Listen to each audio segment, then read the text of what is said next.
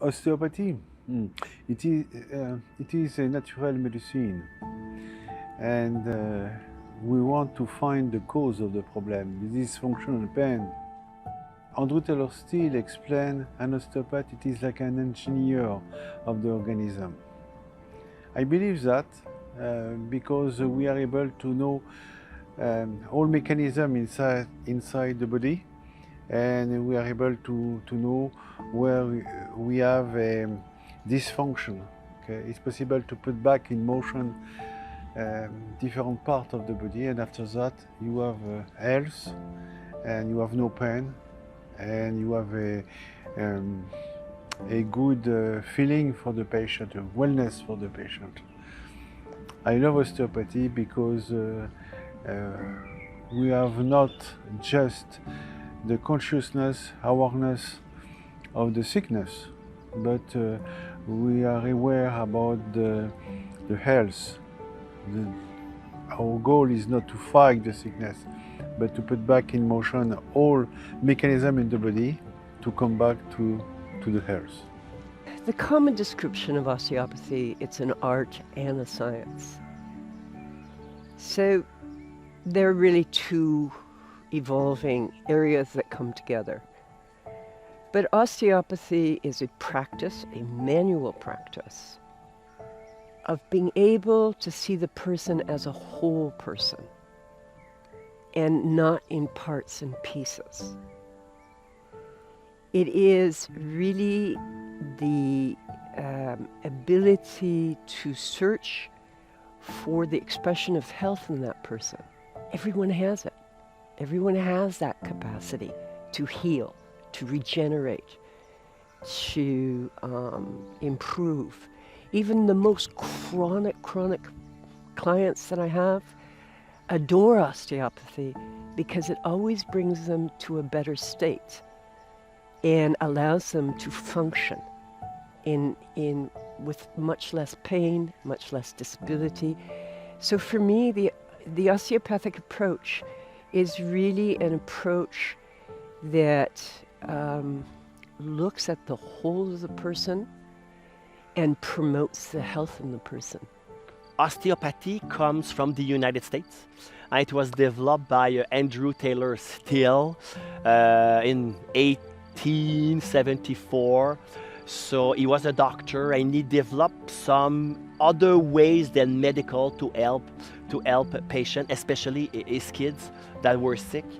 So, and we follow, and they wrote book, especially there's a kind of a student of Still that is Magoon. Magoon wrote a big book that we translated. And there are others, like you were mentioning, Viola Fryman, that sadly passed away, I think last year. She developed for many years the pediatric approach of osteopathy. So she treated a lot of babies and she gave a lot of courses to help the osteopath treat babies. And I could go on and on and on. Look, 1874, so I could go on with osteopaths that were teaching, were writing books. And we follow the predecessors.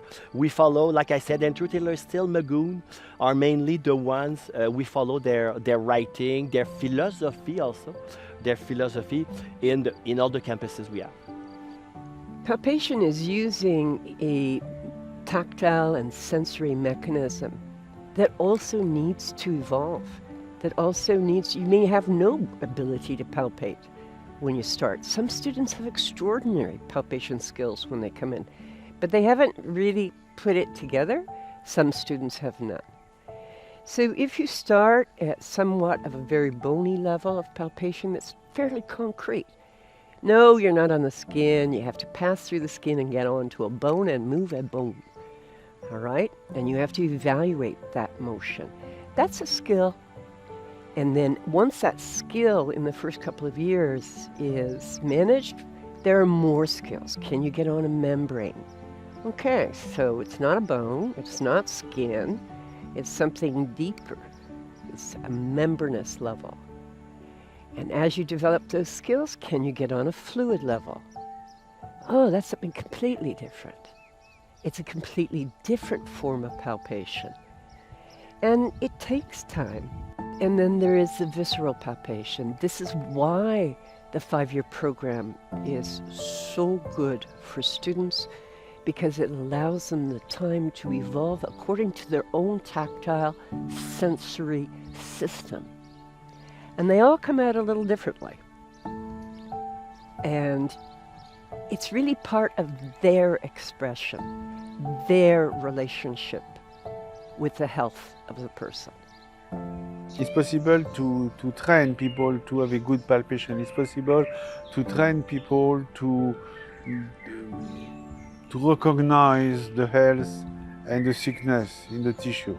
It's not really difficult.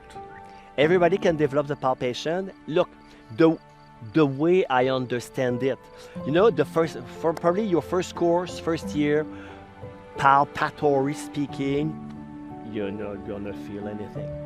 But through the courses, we're gonna help you. Teachers, they go in the class, they put their hands on your hand to help you. And the way I see it is, the more you have, we call it mechanoreceptors, and that gives you the palpation. The more you use your palpation, the more you develop mechanoreceptor in your fingers. So that's why today, when I treat my patient, I consider I have a great palpation because I used it and I developed the receptors of my hands. But ask me, did I feel something in the first year? Not really. But practice, practice, practice. And like I said, you're going to develop your receptors and you're going to have palpation. So who can palpate? Anybody. But don't come here on a Saturday and Saturday night you're going to palpate. Forget about it. It takes months, it takes years. What is palpation? Palpation is the capacity that we develop to feel the motion of the bones, to feel the motion of the fascia, feel the motion of even the fluid, and even, like I would say, the magnetic field around us.